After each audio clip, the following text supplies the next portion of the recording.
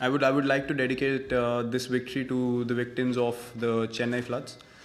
I think that's been a very unfortunate few weeks, and the kind of situation that has arisen in the city. My thoughts go out to all the people who have lost their family members, and few of our players also, their families were stuck in one place, for a very long time. So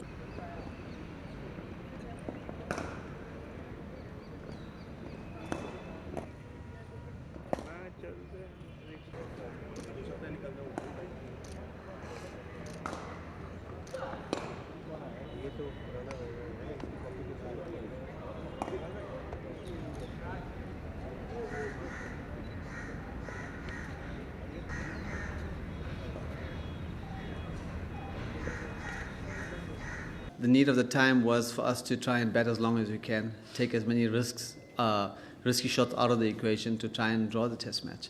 So to do it is quite difficult. To just block full tosses and half volleys is unnatural for batting still.